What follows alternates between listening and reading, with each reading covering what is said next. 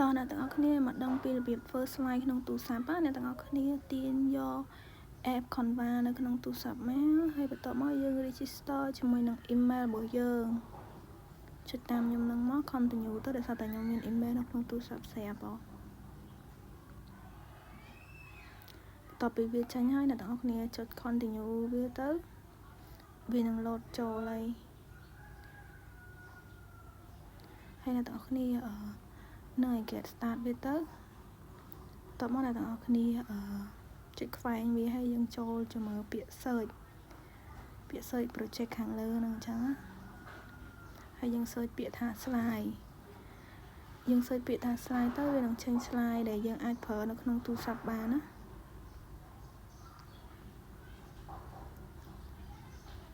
នៅវាមានច្រើនមែនតើអញ្ចឹងខ្ញុំsearch យក presentation នេះដោយសារតែអ្នកខ្លះគាត់ចង់ប្រើ slide ឬក៏ធ្វើ slide នៅក្នុងទូរស័ព្ទចឹងឲ្យមានគេថាវាលឿនអញ្ចឹងណាយើងអត់ចាំបាច់ចុច counter អីចឹងទៅយើងអាចប្រើនៅក្នុងនឹងបានក្នុងនឹងវាមាននិយាយទៅគឺវាស្អាតណា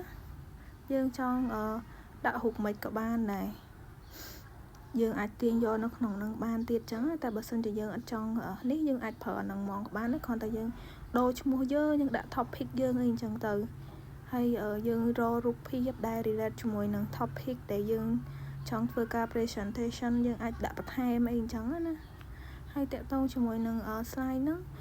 អក្សរអីគឺយើងអាចដូរពណ៌ដូរអីបាននិយាយទៅវាស្រួលប្រើហ្មងណាហើយញ៉ៃចុចលើហ្នឹងមកហើយយើងចុចប្រើពណ៌ទៅយើងចង់ដាក់ពណ៌អីយើងដាក់ពណ៌ហ្នឹងទៅខ្ញុំធ្វើឲ្យមើលមួយចង់ដូរ font អក្សរក៏បានដែរដូរ font អក្សរដូរអីហ្នឹងគឺអត់បាក់ទេគឺស្រួលធ្វើនេះឃើញអត់ខ្ញុំចុចដូរចង់ដាក់ម៉ូដមិនក៏បានដែរតាមចិត្តយើងស្រឡាញ់អញ្ចឹងតែយើងគិតថាវាខ្ជូតអញ្ចឹងអូខេអញ្ចឹងយើងចុចពាក្យ download មកហ្នឹងរបៀប download ណាយើង download យើងដូរពី PDF ដាក់មក PPTX ហ្នឹងអានឹងសម្រាប់ make របៀបថា PowerPoint document ដែលយើង present អីចឹងទៅវា load មកអញ្ចឹងណាហើយអ្នកទាំងអស់គ្នាចុចពាក្យ download មកគឺហើយ